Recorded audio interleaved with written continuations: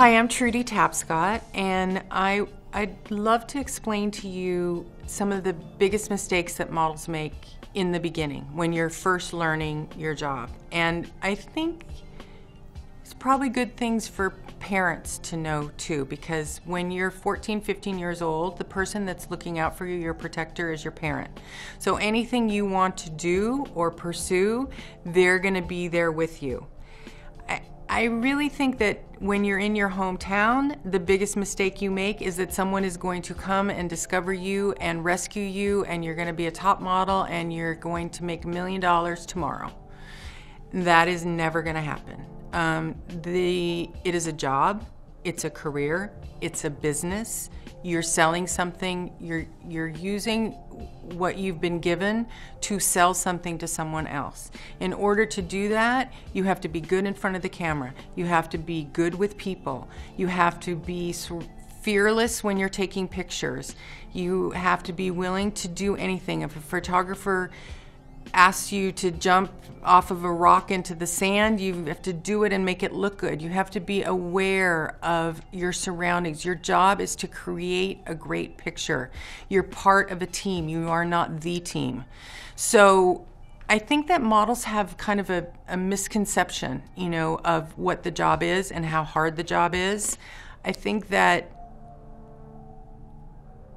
most of the time they think that it's really you're pretty and you show up and they put some makeup on you and you take pretty pictures of yourself, and it's a really hard job depending upon who the client is and what you're shooting, and who the photographer is. There's a lot of personalities on a set.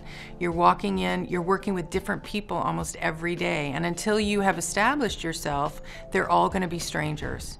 So it's not like you go to the same comfortable environment every day. It's not a regular job. You are sometimes living out of a suitcase.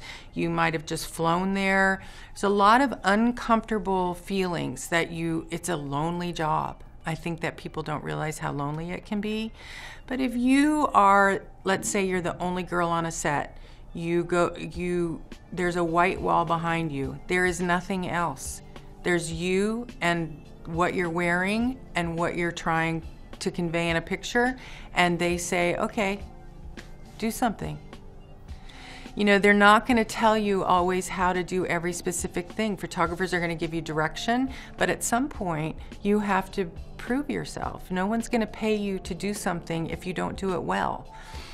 I think that learning that there is something to do and that you have to go beyond your looks, and that your personality matters. And nowadays we're in a time where you have to be able to actually speak. It's not a mystery. You can't hide behind what you do anymore.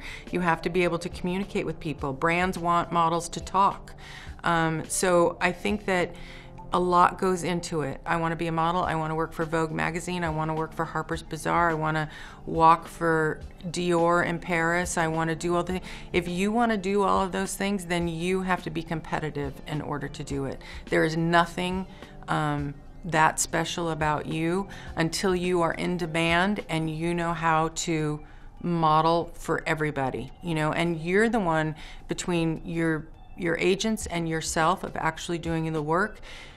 You're the one who creates that demand. That's what makes, Amber Valletta, Linda Evangelista, Stella Tennant, Carolyn Murphy, all those girls, they worked for it. It wasn't easy, and they became established because they figured out what their niche was, what they were good at, and they worked with people who wanted to work with them again.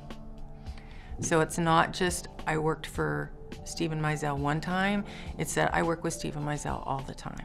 That's what makes a superstar, that's what makes a great model, and that's the part that takes just a lot of really hard work.